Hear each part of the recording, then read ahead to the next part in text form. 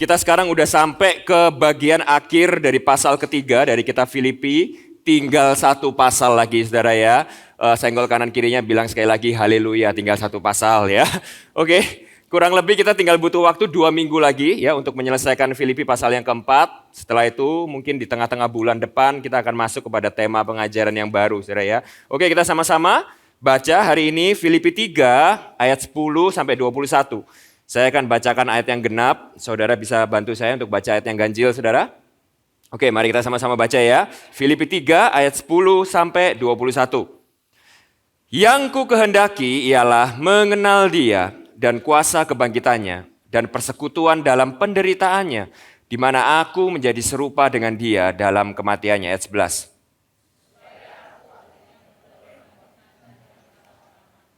Bukan seolah-olah aku telah memperoleh hal ini atau telah sempurna. Melainkan aku mengejarnya kalau-kalau aku dapat juga menangkapnya. Karena aku pun telah ditangkap oleh Kristus Yesus. Ayat 13.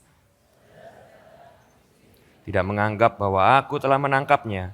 Tetapi ini yang kulakukan, aku melupakan apa yang telah di belakangku dan mengarahkan diri kepada apa yang ada di hadapanku. Ayat 14. Dan berlari-lari kepada tujuan untuk memperoleh hadiah, yaitu panggilan surgawi dari Allah di dalam Kristus Yesus. Ayat 15. Berpikir demikian, dan jikalau lain pikiranmu tentang salah satu hal itu akan dinyatakan Allah juga kepadamu. Ayat 16. Tetapi baiklah tingkat pengertian yang telah kita capai, kita lanjutkan menurut jalan yang telah kita tempuh. Ayat 17.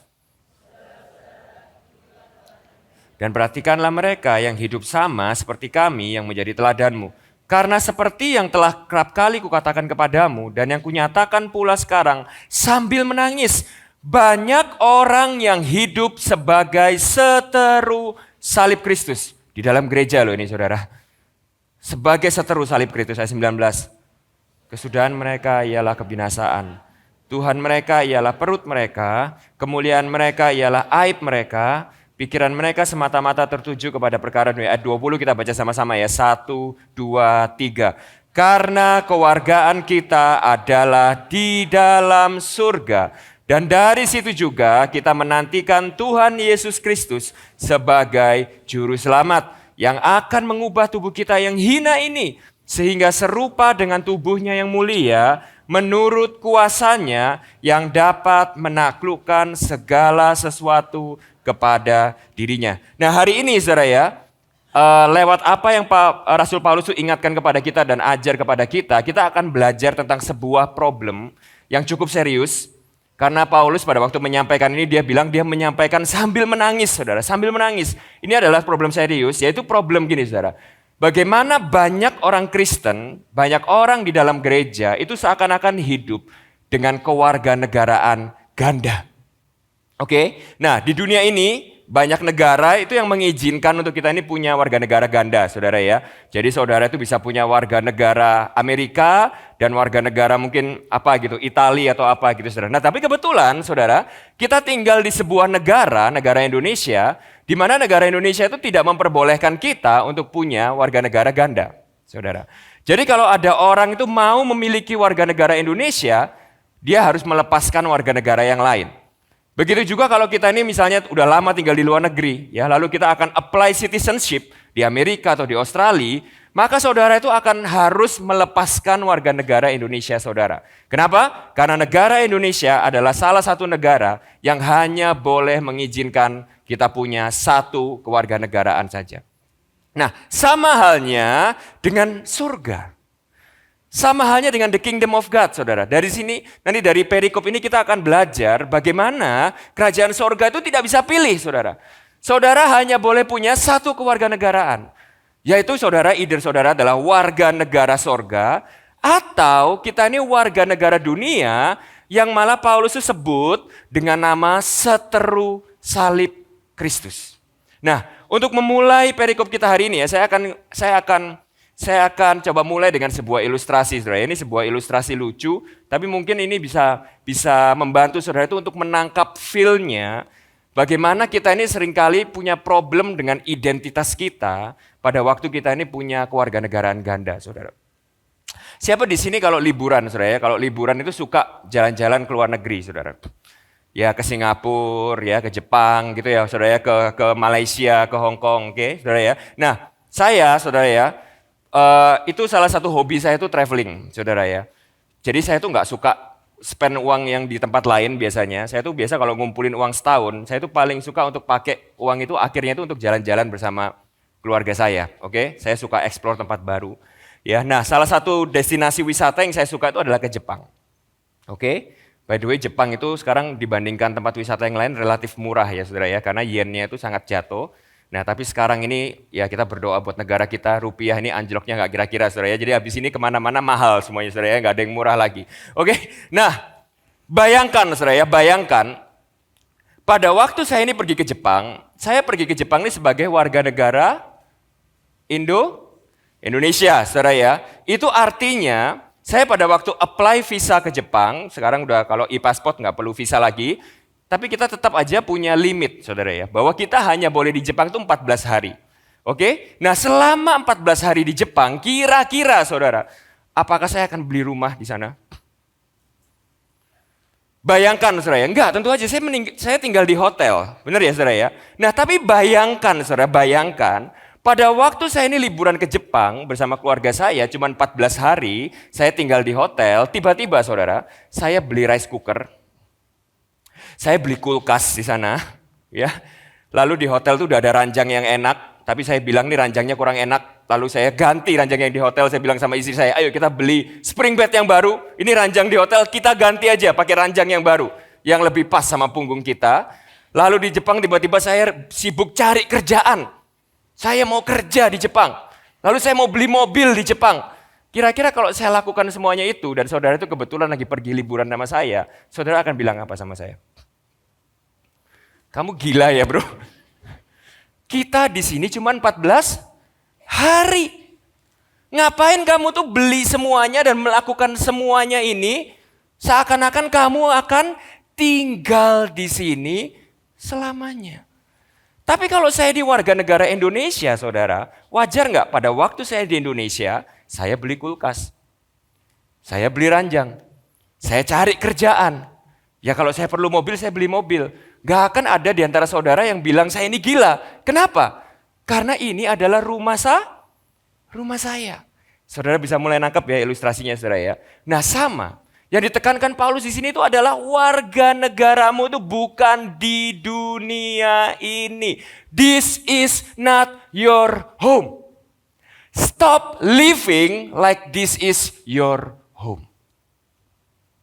Stop berhenti tinggal di dunia ini seakan-akan saudara itu akan tinggal di dunia ini selamanya. Nah di satu sisi yang lain saudara yang akan menguatkan Paulus dan ini sumber sukacitanya Paulus. Adalah gini saudara, bayangkan kalau pada waktu saya liburan ke Jepang, tiba-tiba somehow di Jepang itu terjadi krisis ekonomi, lalu yennya itu tiba-tiba anjlok, semua perusahaan itu bangkrut di Jepang saudara. Kira-kira pada waktu saya liburan di Jepang dan saya mengalami semuanya itu, kira-kira saya akan stres nggak saudara? Kira-kira saya akan frustasi nggak? Waduh, kenapa Jepang seperti ini? Kira-kira seperti itu saudara? Tidak, tentu saja. Kenapa? Karena apa yang terjadi di negara yang bukan negara saya, itu sama sekali nggak berpengaruh kepada saya, saudara. Yang mempengaruhi saya, yang menentukan hidup saya, bukan yang terjadi di mana tempat saya berlibur, tapi tempat di mana kewarganegaraan asli saya itu berada. Nah disitulah yang disebutkan Paulus juga di sini, yang nanti kita akan bahas bahwa, ingat ya saudara, kita udah belajar kitab Filipi, Paulus itu mengalami penderitaan yang luar biasa. Paulus itu seakan-akan mengalami sebuah hidup di mana semua pengharapannya mungkin dites, diuji, dia dipenjara, dia disiksa, dia kehilangan banyak hal. Tapi apa yang bisa menjadi sumber sukacitanya? Nah hari ini kita belajar saudara. Salah satu sumber sukacita yang terdalam dan terkuat di dalam kehidupan Paulus adalah dia sadar bahwa yang terjadi di dunia ini itu bukan yang sebenarnya bagi kehidupannya dia. Kenapa? Karena kewarganegaraan dia bukan di dunia ini, tapi di surga. Jadi hari ini kita akan bahas dua hal ya saudara. Satu, teguran buat kita semua yang mungkin kita hidup terlalu nyaman, kita hidup terlalu terikat, kita hidup sudah terlalu tertanam dan berakar di dunia ini, seakan-akan dunia ini rumah kita. Seakan-akan kewarganegaraan kita itu adalah kewargaan negara dunia ini. Teguran yang pertama buat kita. Tapi yang kedua, ada penghiburan buat kita. Ada pengharapan buat kita. Yang kita hidup di dunia ini kita mengalami banyak kesulitan, banyak penderitaan, banyak kesakitan, banyak permasalahan. Tuhan mengingatkan kepada kita bahwa this is not the end. Bahwa kewarganegaraan kita bukan di dunia ini, tapi di surga. Nah, tapi saya akan mulai dengan ini dulu, saudara. Saya akan mulai dengan tegurannya dulu ya. Saudara, setiap negara itu pasti memiliki sebuah ciri khas. Setuju ya, saudara ya? Pasti setiap negara itu punya culture dan budaya. Ya, misalnya tadi kita udah ngomong Jepang. Misalnya saya bilang sama saudara, Jepang. Kira-kira culture atau budaya seperti apa yang muncul dalam pikiran kita, saudara? Apa? Disiplin, ya, disiplin. Apalagi? Bersih. Wah, yang pernah ke Jepang pasti tahu satu hal ini, saudara. Kalau di Jepang, apa, saudara? Hah? Teratur, rapi, saudara. Kalau di Jepang itu kalau antri, saudara ya, saudara belok sedikit aja udah dimarahin orang, saudara. Rapi gitu ya. Harus rapi, sopan, bener nggak? Kalau di kereta nggak boleh rame, saudara. Semua orang diem, bahkan nggak boleh telepon di handphone, saudara ya. Jadi kalau saudara ke Jepang, lalu di kereta itu rombongan kereta ada orang-orang yang rame, berisik. Nah itu kayaknya kemungkinan besar udah pasti bukan orang Jepang ya. Kemungkinan besar orang, saudara yang jawab loh ya. Bukan saya, saudara ya, bukan saya yang jawab. Ngaku sendiri kan, ngaku dosa sendiri. Gak boleh, kita harus cinta negara kita dong, saudara ya. Nah, begitu juga setiap kali saya bilang Indonesia. Nah itu tadi, secara tidak sadar muncul di dalam pikiran kita. Kalau Jepang itu rapi, disiplin ya, sopan. Kita tanpa sadar udah mengecap kalau Indonesia gimana saudara? Waduh ruwet gitu ya, berisik, ribut. Nah tapi saudara loh yang tadi yang ngomong ya, bukan saya ya. Tapi setiap kita pada waktu kita membayangkan sebuah negara atau sebuah bangsa, itu pasti memiliki sebuah ciri khas atau budaya sendiri saudara. Nah demikian juga kalau saya tanya sama saudara, warga negara kerajaan sorga. Kita nih loh, yang berani-beraninya pilih gereja, judulnya itu berat sekali saudara. Representative of Christ Kingdom. Kita ini termasuk orang-orang paling, menurut saya ya saudara ya, lumayan loh saudara, paling sok sedunia loh saudara. Berani-beraninya masuk gereja yang menamakan dirinya kita Representative of Christ Kingdom. Sekarang saya tanya sama saudara, kalau kita warga negara kerajaan sorga, yang berani-beraninya merepresentasikan diri kita sebagai Representative of Christ Kingdom, kira-kira budaya seperti apa yang kita tuh wakilkan sebagai warga negara kerajaan sorga? Nah kita udah bahas di pasal kedua di sebelumnya ya, di mana ini adalah sebuah pasal inti yang kita akan terus menerus selama belajar membahas kitab Filipi ini akan terus menerus kita belajar saudara ya. Yaitu ini saudara, ini adalah budaya warga negara kerajaan sorga. Kita baca sama-sama yang keras ya, ayat 5-8. 1, 2, 3. Hendaklah kamu dalam hidupmu bersama menaruh pikiran dan perasaan yang terdapat juga dalam Kristus Yesus. Jadi pikiran dan perasaan yang terdapat di dalam Kristus Yesus. Itu yang harus jadi budaya kita. Apa itu? Ayat ke-6. Yang walaupun dalam rupa Allah, tidak menganggap kesetaraan dengan Allah itu sebagai milik yang harus dipertahankan. Melainkan telah mengosongkan dirinya sendiri. Jadi budaya yang pertama kita lihat. Humility. Saya sudah berkali-kali bilang saudara ya. Gak ada orang Kristen sombong. Gak ada saudara. Kalau saudara sombong, jangan berani-berani bilang diri saudara Kristen. Jujur saya saudara. Kenapa? Karena esensi dasar dari kekristenan itu kita ini orang-orang bobrok berdosa yang gak bisa menyelamatkan diri kita sendiri. Tapi Raja kita, Tuhan kita itu merendahkan dirinya untuk menyelamatkan kita. Masa yang diselamatkan lebih sombong daripada yang nyelamatin saudara? Keterlaluan sekali saudara. Keterlaluan sekali. Penjahat buronannya, bajingannya yang diselamatkan oleh raja yang merendahkan dirinya itu lebih sombong daripada yang nyelamatin. Keterlaluan sekali. Senggol agak keras kanan kirinya, keterlaluan kamu. Keterlaluan sekali. Dan mengambil rupa seorang hamba dan menjadi sama dengan manusia. Jadi culture yang kedua saudara ya, punya hati yang melayani. Hati hamba. Sekali lagi senggol saudara, kalau rajamu aja hatinya hamba, kamu punya hati bos, keterlaluan kamu. Gitu, senggol gitu saudara ya, sikut yang agak keras sedikit saudara ya. Ayat ke-8, dan dalam keadaan sebagai manusia, ia telah merendahkan dirinya. Culture yang ketiga, penundukan diri, submission. Kalau susah menundukkan diri, ngeyel terus, ngelawan terus, komplain terus. Susah saudara untuk kita bisa bilang kita ini warga negara kerajaan sorga. Susah sekali. Dan taat sampai mati. Culture yang keempat, obedience, ketaatan. Nah sekarang gini saudara ya, kalau saudara itu kerja di sebuah perusahaan, bos saudara aja adalah seorang yang taat. Masa jadi pegawainya itu jadi orang yang gak taat? Saudara bisa bayangin gak sih saudara?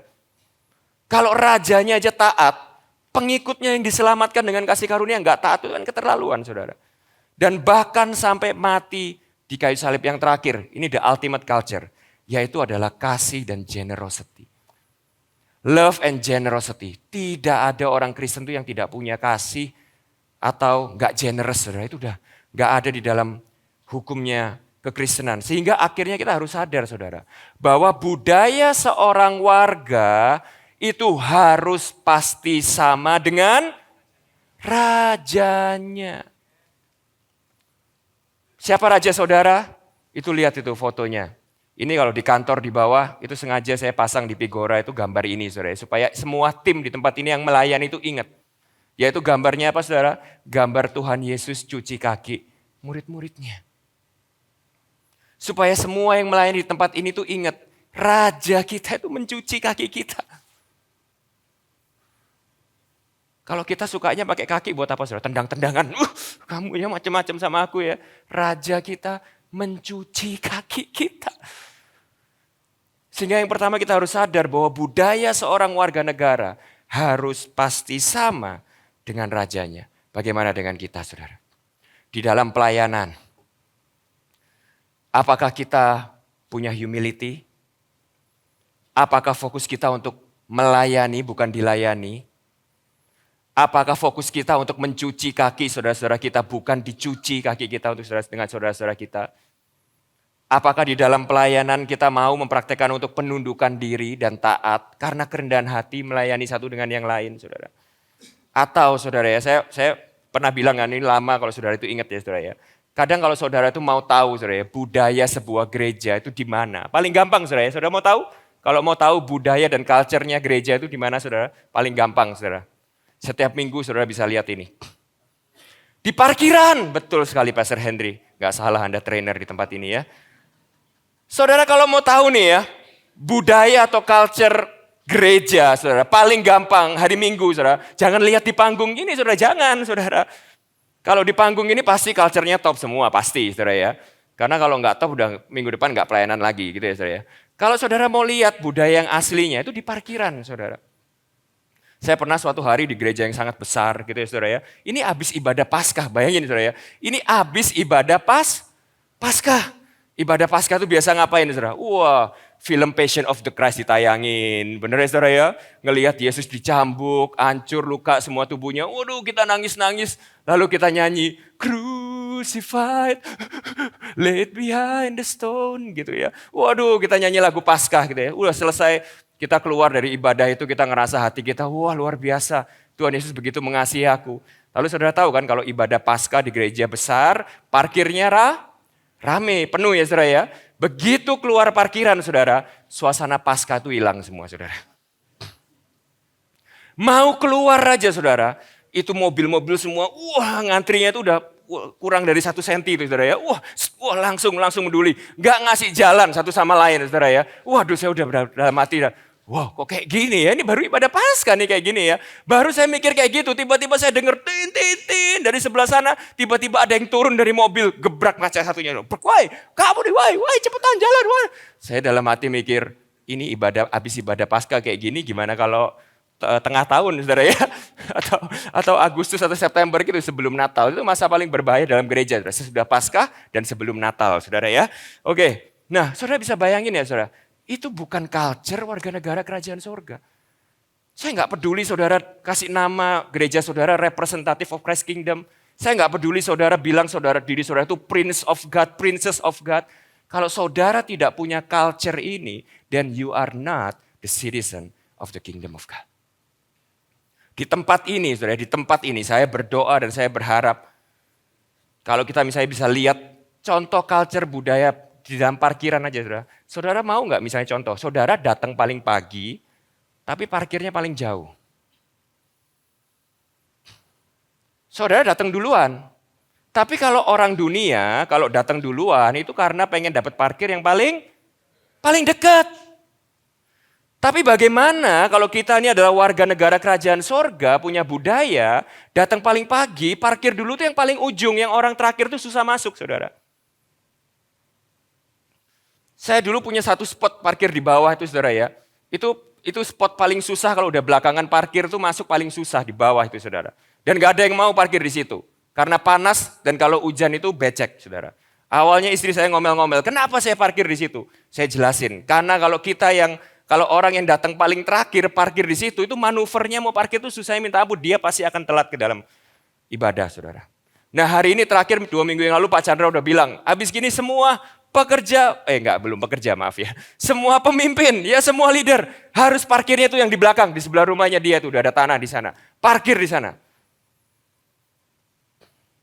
Tapi jangan lakukan dengan gerundel, saudara.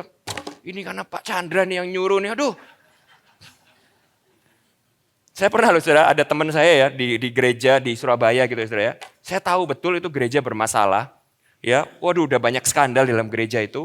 Tapi saya tuh punya teman baik, itu masih ke gereja itu saudara. Saya bingung kan, lalu saya tanya sama dia, kamu tahu kan ini beritanya? Tahu. Tahu kan kasusnya ini? Tahu. Kenapa kamu kok masih ke gereja itu? Langsung saudara, cepet. Dia jawab itu cepet. Alasannya bukan karena doktrin, bukan karena masih Tuhan menyuruh dia pelayanan di situ, enggak. Cepet saudara jawabannya. Langsung nomor 1 dia bilang, karena di situ tuh parkirnya paling enak. Wah, bingung nggak saudara? Bingung. Parkirnya besar terus paling enak itu langsung dari bawah masuk ada liftnya naik ke atas. Waduh, bingung saudara ya. Nah, ya balik ke sini, back to laptop ya saudara ya. Nah, contoh paling simpel adalah gitu. Bagaimana budaya warga negara kerajaan sorga, yaitu sesuai dengan raja kita. Yang humble, yang taat, yang melayani, yang rela berkorban, yang rela cuci kaki. Itu bisa kita hidupi dan orang-orang yang baru pertama kali ke gereja ngelihat budaya itu dari mana saudara? Bukan dari baca Alkitab, bukan dari nonton film King of Kings. Dari kehidupan kita, dari gerejanya. Budaya dan culture itu harus kelihatan saudara. Di dalam gereja, di dalam kita sebagai warga negara kerajaan surga. Karena gini saudara, bisa-bisa kita ini sama gereja, namun jangan-jangan beda kewarganegaraan. Saudara bisa ngerti ya? Jangan sampai kita ini cuma sama gereja, tapi kita ini beda warga negaraan. Enggak bisa. Kewarganegaraan kita itu harus terlihat dari apa? Budaya dan culture kita. Nah tapi saudara harus ingat saudara ya. Nah ini yang pertama nih, refleksi dulu kelewatan, refleksi.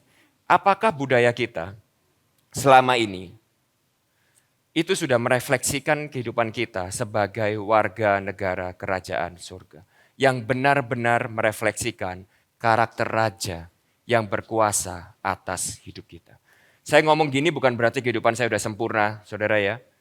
Saya tahu kita ini nggak saudara, semerta-merta itu langsung berubah jadi orang yang sempurna. Enggak, saudara. Kita ini masih terus bergumul dengan karakter lama kita, dengan natur dosa kita. Dan setiap kali karakter lama kita itu diuji. Ya, di jalanan, di lapangan basket, di lapangan badminton, di parkiran ya saudara ya.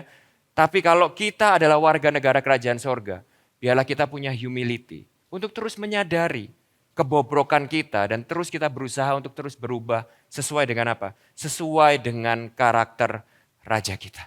Amin saudara. Siapa di sini mau setuju? Angkat tangannya. Ya, demi kemuliaan raja kita. Kenapa saudara ya? Karena gini loh saudara, yang sedih sekali. Itu adalah gini saudara, kita harus tahu bahwa orang-orang di luar sana itu menilai raja kita, itu lewat kebudaya kita saudara ya. Orang lain akan menilai siapa raja yang kita layani, itu lewat budaya dan kehidupan kita. Dan sedih sekali kalau kita sebagai orang Kristen harus akui dengan jujur saudara ya. Kalau ada banyak orang di luar sana kepahitan dengan Tuhan. Ada banyak orang di luar sana kepahitan dan tidak mau kenal Yesus Kristus. Itu bukan salah raja kita. Itu bukan salah Tuhan Yesus. Tuhan Yesus sudah memberikan teladan yang sempurna. Bahkan Pontius Pilatus saja pada waktu Tuhan Yesus itu dilaporkan kepada pengadilan oleh orang-orang Yahudi. Pontius Pilatus saja bilang, ini salah apa yang aku bisa temui di dalam diri orang ini? Gak ada salah saudara. Tapi kalau banyak orang kepahitan dengan kekristenan, kalau banyak orang itu tersandung dengan batu sandungan untuk kekristenan, nggak bisa percaya Tuhan, kita harus akui dengan jujur. Kadang itu adalah salah kita, saudara. Warga negaranya yang tidak merefleksikan budaya kerajaan kita dengan baik. Kita tidak merefleksikan karakter raja kita kepada orang di luar sana dengan baik. Jadi lebih banyak orang Kristen bukan kecewa sama Tuhan, tapi kecewa sama gereja dan sama orang Kristen. Benar ya saudara ya? Ini refleksi kita yang pertama. Jadi kita harus merenungkan ini. Nah, tapi kita juga harus ingat saudara. Kita udah, kalau saudara ada di Rock Riverside itu udah sering bahas masalah ini ya saudara ya. Bahwa kalau ngomong culture dan budaya, itu kita nggak bisa cuma lihat eksternal saja. Kita nggak bisa melihat cuma sekedar perilaku yang tampak di luar. Tapi budaya dan culture itu benar-benar harus berasal dari perubahan yang di dalam.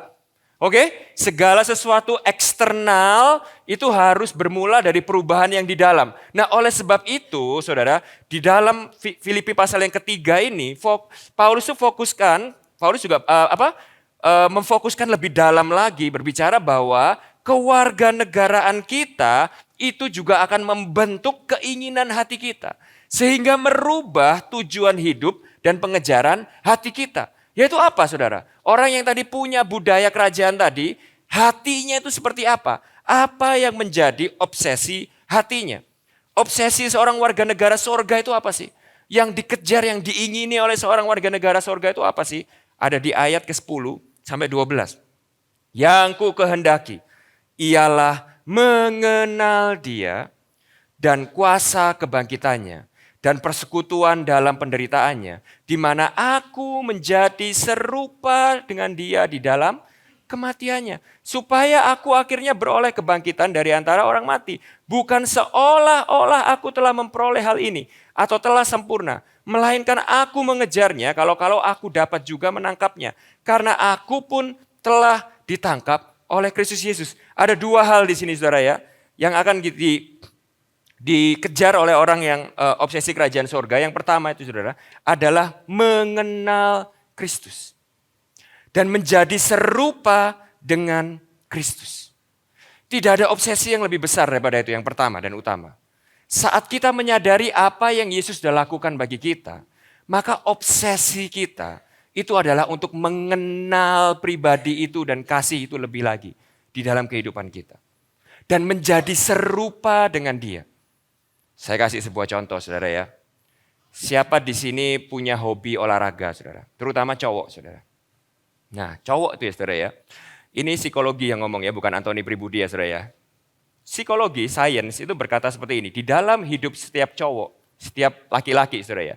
Ada sebuah DNA yang membuat seorang laki-laki itu berpikir bahwa di dalam dirinya yang paling dalam itu tersembunyi sebuah potensi besar untuk menjadi seorang atlet level dunia, saudara. Oke? Sehingga perhatikan baik-baik ya, cowok, bapak-bapak di tempat ini ya, termasuk saya, kita kalau udah hobi olahraga, apa yang terjadi dengan kita, saudara? Kita akan tiba-tiba hidup kita semuanya, penampilan kita berubah seperti atlet profesional kelas dunia. Benar nggak, saudara? Benar, saudara ya? Yang hobi bulu tangkis. Ayo, siapa di sini mau main bulu tangkis pakai sepatu basket?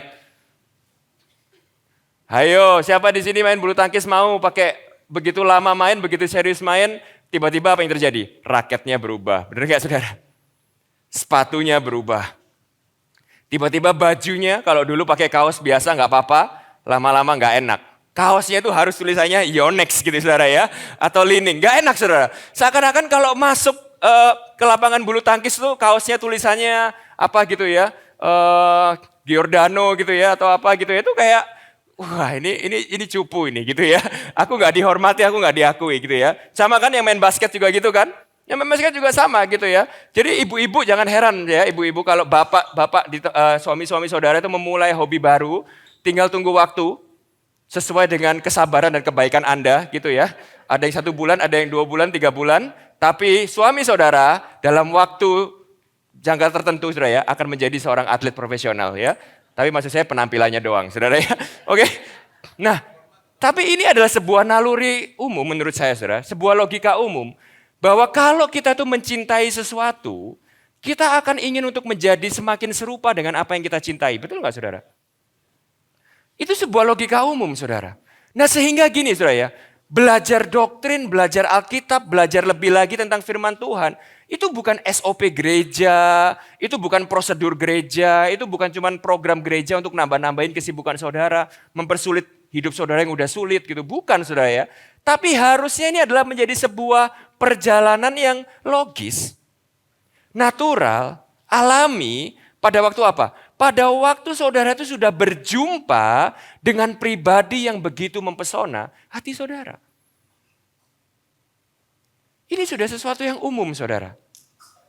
Saudara jatuh cinta dengan basket, tinggal tunggu waktu saudara beli sepatu basket, beli baju basket. Saudara jatuh cinta dengan padel, sekarang lagi ada olahraga namanya padel lagi, saya bingung saudara ya. Nggak usah saudara, saya harus ingatkan jemaat di tempat ini warga negaramu, bukan warga negara dunia ini, tapi warga negara sorga. Karena ini olahraga mahal sekali saudara ya. Bingung saya saudara. Raketnya 1,4 juta. Sekali main 1 jam 500.000. Waduh. Itu kalau saudara uang padelnya ditaruh di gereja aja tuh udah bisa bangun gereja di mana nggak tahu saya. Gitu ya. Lu bisa ngerti ya saudara ya. Tapi gini loh, kalau saudara suka padel, saudara tidak akan bisa tahan untuk lama-lama, saudara akan beli raketnya. Setuju saudara? Akan beli sepatunya. Tiba-tiba istri saudara ngelihat ini, kenapa ini kok tiba-tiba 2 bulan ini Shopee terus ya, tulisannya Shopee, datang terus sepatunya, raketnya, headbandnya, kaosnya. Kenapa? Karena itu adalah sebuah naluri logis dalam hati kita. Pada waktu kita mencintai sesuatu, kita pasti akan pengen terus-menerus mengenal hal itu, mengetahui hal itu sampai akhirnya menjadi serupa dengan hal itu. Dan bahkan saudara, karena yang kita bicarakan ini adalah Yesus, which is adalah sebuah keindahan yang tidak terbatas. Lihat, perhatikan baik-baik, Paulus bilang seperti ini.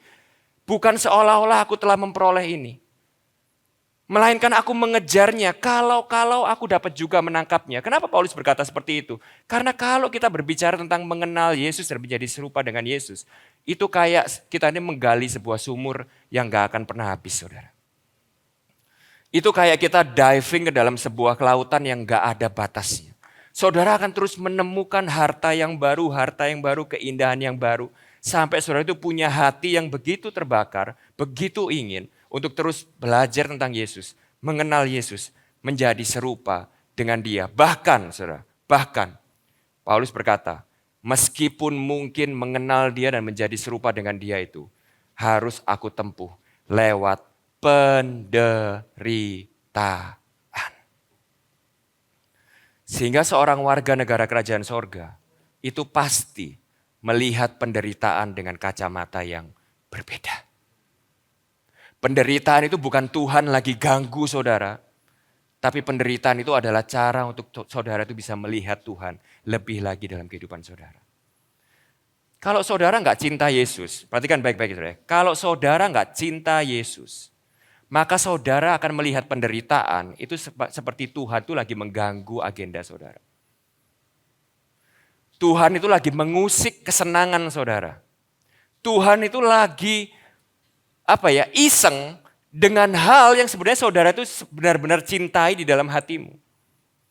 Jadi ada Tuhan lain di dalam hati saudara yang sebenarnya saudara itu pikir Tuhan itu ganggu dan Tuhan itu ambil dalam kehidupan saudara.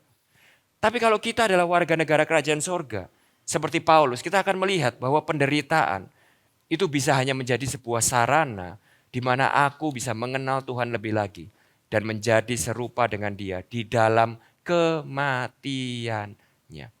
Sebagaimana Yesus juga sudah menderita bagi aku. Ingat loh ya.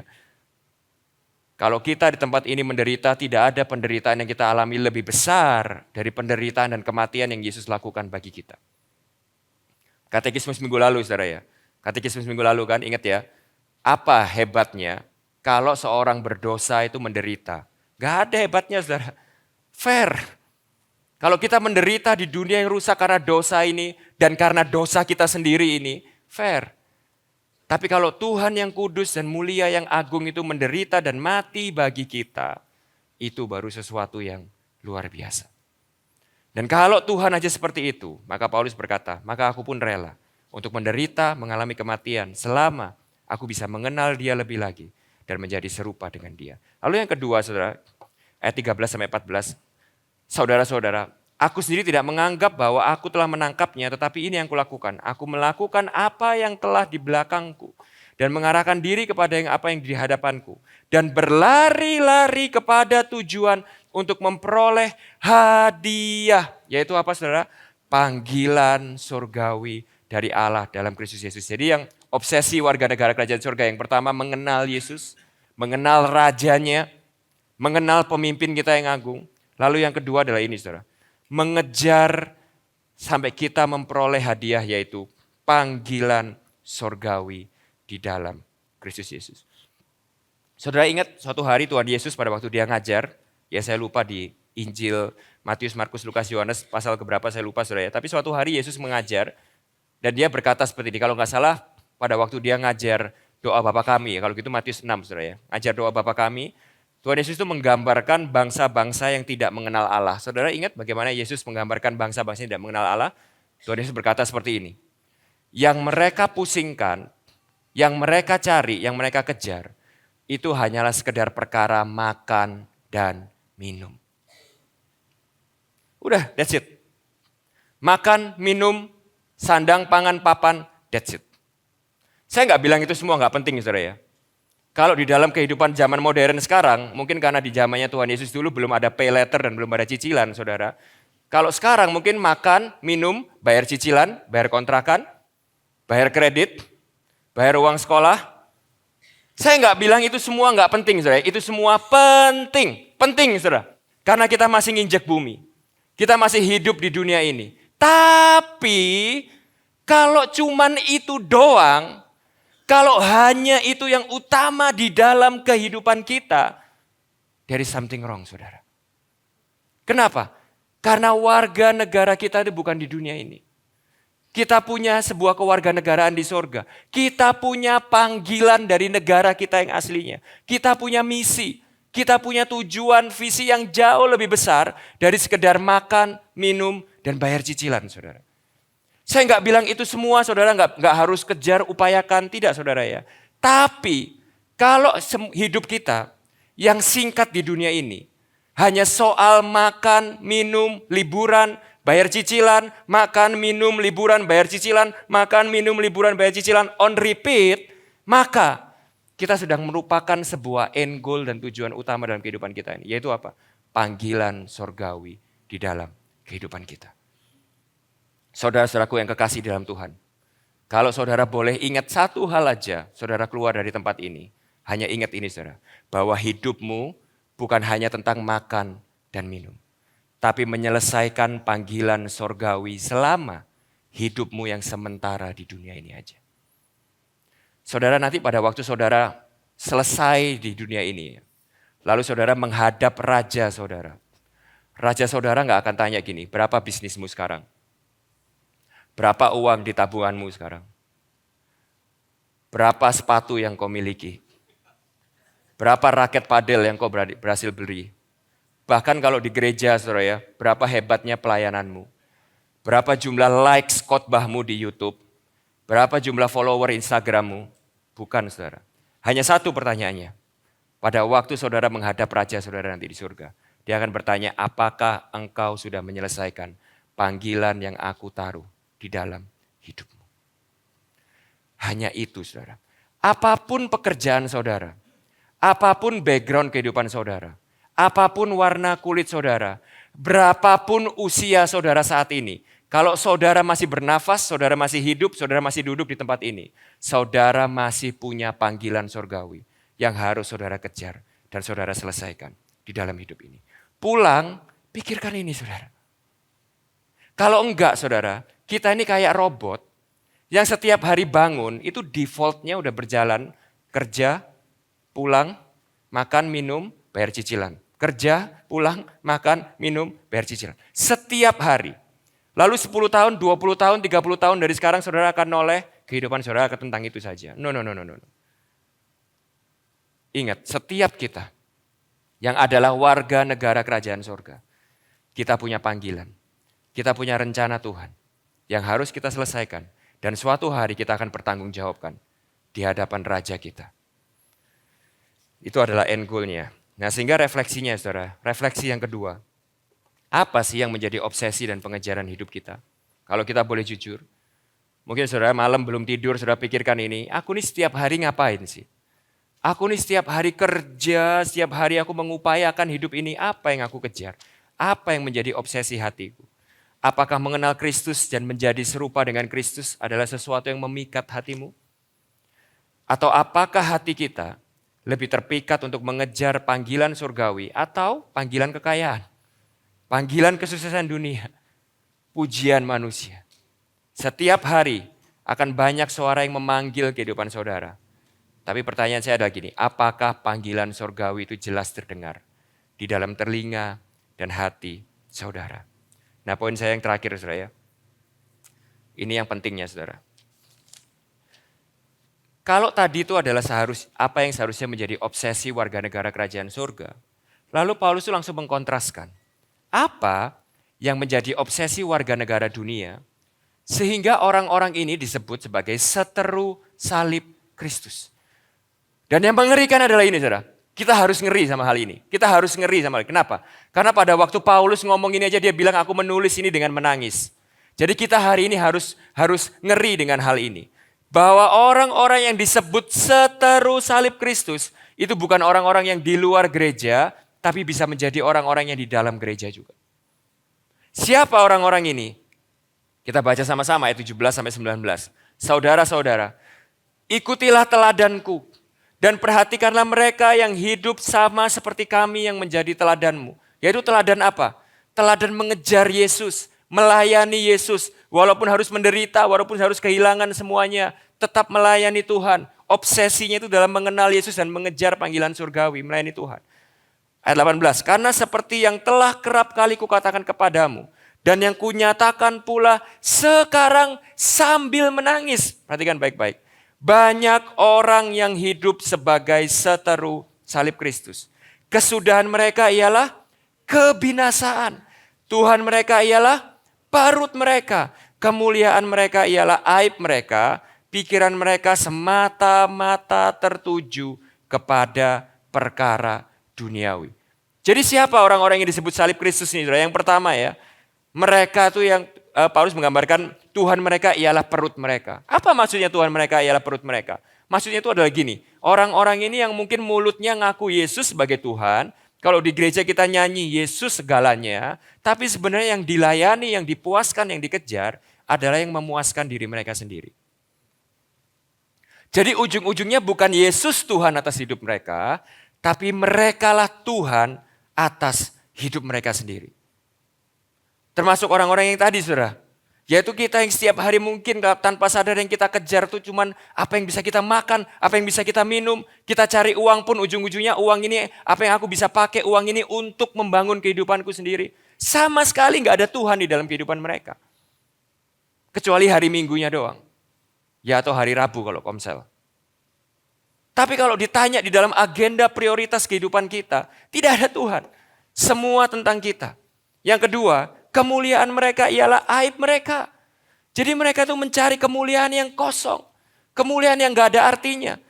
Kebanggaan, kemuliaan yang nantinya kalau saudara mati, saudara gak bawa pulang itu.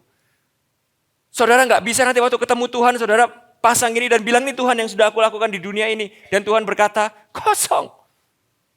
Aib, gak ada artinya. Gak ada artinya.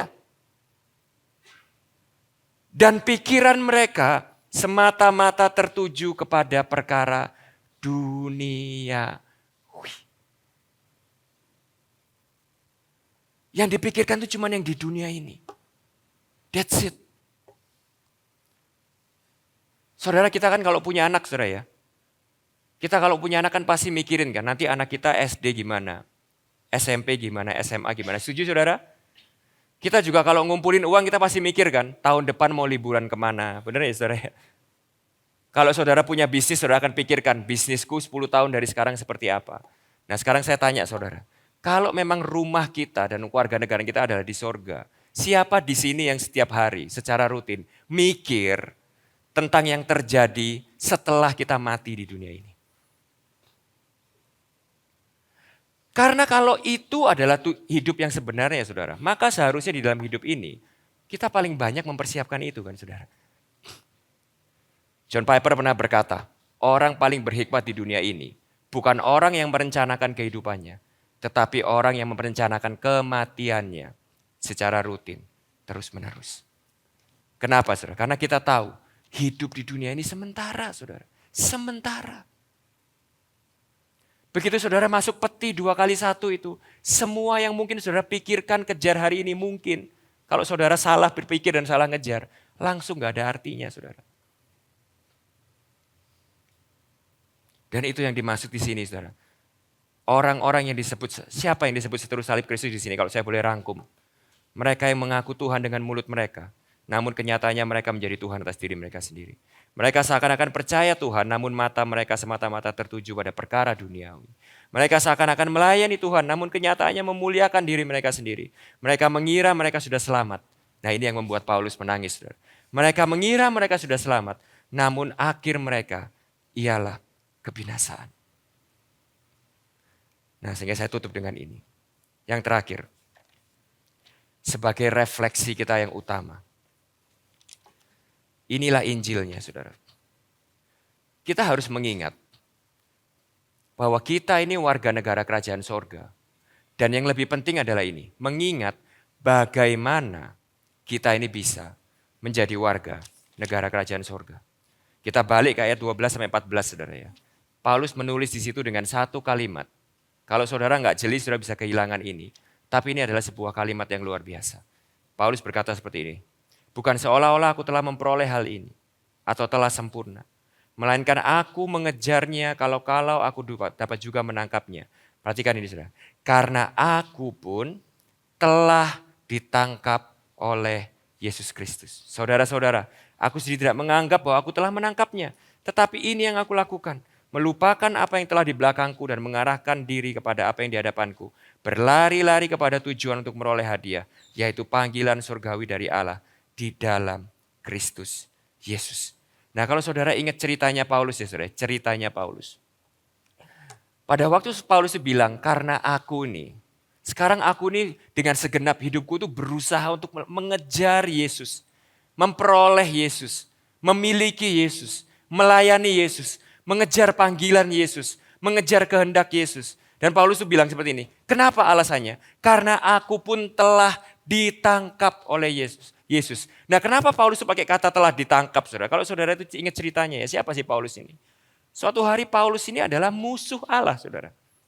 Jadi pada waktu dia bilang jangan jadi seteru salib Kristus, Paulus ini ingat, dirinya itu di awal, dia adalah seteru Yesus. Dia menganiaya jemaat Yesus. Dia menghancurkan gereja. Sehingga suatu hari, di dalam perjalanannya menuju Damaskus, dia lagi naik kuda, saudara ya. Tiba-tiba ada cahaya yang membutakan matanya. Saudara ingat ceritanya itu ya. Membutakan mata Paulus. Lalu tiba-tiba Paulus itu mendengar suara dari surga. Hai Saulus, mengapa engkau apa saudara? Menganiaya aku. Dan perjumpaan itu begitu mengagetkan Paulus. Dan kita udah bahas itu di Jumat Agung dan Paskah kemarin. Paulus yang menyangka dirinya itu adalah orang yang saleh, beragama, orang yang melakukan kebenaran. Pada waktu dia berjumpa dengan Yesus, dia langsung berkata, kotoran, sampah. Ternyata semua hidupku yang dia bilang aku meninggalkan di belakang itu, yang aku telah melupakan semuanya itu. Dia anggap sampah, dia anggap kotoran. Karena dia berjumpa dengan Yesus Kristus itu sendiri. Dan Paulus itu sadar, saudara. Seharusnya kalau seorang raja itu menangkap seorang musuhnya, kalau seorang raja itu, seorang pemimpin itu menangkap seseorang yang menganiaya warganya, menganiaya jemaatnya, menganiaya kerajaannya, maka upahnya Paulus itu harusnya cuma satu, yaitu mati. Harusnya saat itu juga Yesus itu menghukum Paulus dan mati. Tapi perhatikan apa yang Paulus alami, saudara. Dia bukan mati, dia bukan dihukum. Tetapi pada waktu Kristus Yesus itu menangkap dia, Paulus itu sadar, di Roma 5 ayat 10, dia berkata seperti ini. Sebab jikalau kita, dan dia ingat kepada dirinya sendiri, seperti aku pada waktu itu, ketika masih seteru. Aku waktu itu adalah musuh Yesus. Aku ini harusnya adalah orang yang gak layak. Aku ini adalah penjahat kekristenan. diperdamaikan dengan Allah oleh apa saudara? Kematian anaknya. Dia akhirnya sadar bahwa Yesus Kristus yang mati di atas kayu salib, yang dia aniaya, yang dia cemooh itu, ternyata adalah anak Allah yang lewat kematiannya memperdamaikan Paulus dengan Allah. Lebih-lebih kita yang sekarang telah diperdamaikan pasti akan diselamatkan oleh hidupnya. Atau saya suka dengan versi yang ini, saudara. Memperjelas kepada saudara dengan bahasa yang lebih sederhana. Berkata seperti ini. Kalau kita aja selagi kita masih menjadi musuh-musuhnya, kita dikembalikan kepada Allah oleh kematian anaknya. Betapa besarnya berkat-berkat yang disediakannya bagi kita sekarang. Sesudah kita menjadi sahabatnya. Saudara diselamatkan bukan hanya sekedar menjadi pengikut Yesus. Saudara diselamatkan bukan hanya harus menjadi orang Kristen. Harusnya bisa ya saudara ya. Alkitab tuh harusnya bisa kan. Kalau cuma menulis kita ini sebagai pengikut Yesus cukup ya saudara ya. Lebih dari cukup menurut saya. Kalau Alkitab menulis kita hanya sebagai orang Kristen harusnya cukup ya. Gak apa-apa ya. Tapi perhatikan saudara. Lebih daripada itu. Kita bukan hanya sekedar pengikut. Kita bukan hanya sekedar orang Kristen. Kita sahabatnya.